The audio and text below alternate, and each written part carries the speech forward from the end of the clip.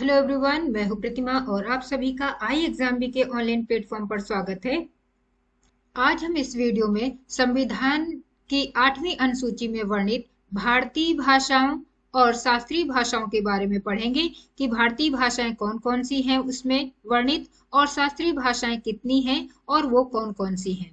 अगर हम संविधान की 8वीं अनुसूची की बात करें तो इसमें प्रारंभ में मात्र 14 भाषाएं थी, लेकिन बाद में कुछ और भाषाएं जोड़ी गई और वो अब वर्तमान में 22 भाषाएं हैं। अर्थात अब इस अनुसूची में कुल 22 भाषाएं हैं। संविधान में कुल 12 अनुसूचियां हैं, जिसमें 8वीं अनुसूची में भारतीय भाषाओं और शास्त्रीय भाषाओं का उल्लेख मिलता है। प्रारंभ की 14 भाषाएं और बाद में जो भाषाएं जोड़ी गई थी, जो कि 8 भाषाएं हैं, वो इस प्रकार से हैं। जैसे असमिया, उड़िया, उर्दू, कश्मीरी, कन्नड़, गुजराती, तमिल, तेलुगु, पंजाबी, मराठी, मलयालम, संस्कृत, हिंदी और बंगाली। ये सभी 14 भाषाएं संविधान के प्रारंभ में ही जोड़ी गई थी, लेकिन बाद में जो जोड़ने वाली भाषाएं हैं वो इस प्रकार से हैं। जैसे सिंधी, कोंकणी, मणिपुरी, नेपाली, बोडो, डोगरी, मैथिली और संथाली। अब अगर ये सारी भाषाएं जो हैं वो 14 भाषाओं के बाद जोड़ी गई थी 8वीं अनुसूची में। अगर इनकी बात करें कि ये भाषाएं कब कब जोड़ी गई, तो यहाँ पर सिंधी भाषा जो है वो पहली भाषा है जो संविधान में बाद में जोड़ी गई, यानी 15वीं भाषा है सिंधी, जिसको संविधान में 8वीं अनुसूची में जोड़ा गया है और 1967 में जोड़ा गया था। किस संविधान संशोधन के द्वारा? 21वें संविधान संशोधन के द्वारा।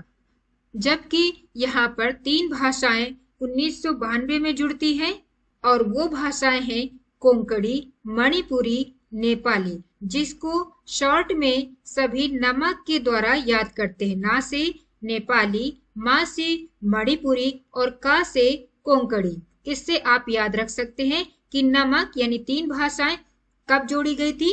1992 में, और संविधान संशोधन था वो 71वां। 2003 में 4 भाषाएं जोड़ी गई थी और वो भाषाएं हैं डोगरी, बोडो, मैथिली और संथाली, और 92वें संविधान संशोधन द्वारा इनको जोड़ा गया था।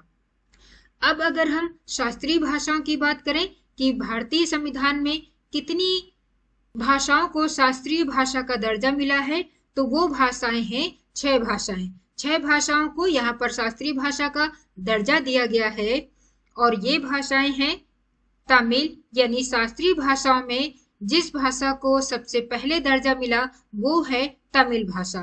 और कब इसको दर्जा मिला शास्त्रीय भाषा का? तो 2014 में इसको घोषित किया गया था शास्त्रीय भाषा के रूप में। दूसरी भाषा थी संस्कृत, जिसको 2005 में जोड़ा गया था।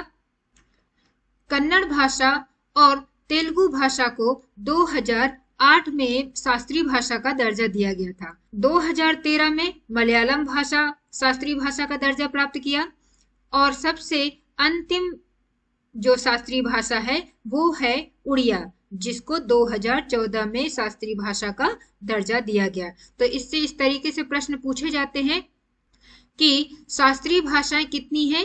तो 6 भाषाएं हैं। शास्त्रीय भाषाओं में पहली कौन सी भाषा थी जिसको शास्त्रीय भाषा का दर्जा मिला? तो उसका आंसर होगा तमिल। सबसे अंतिम रूप में शास्त्रीय भाषाओं में जुड़ने वाली भाषा कौन सी है?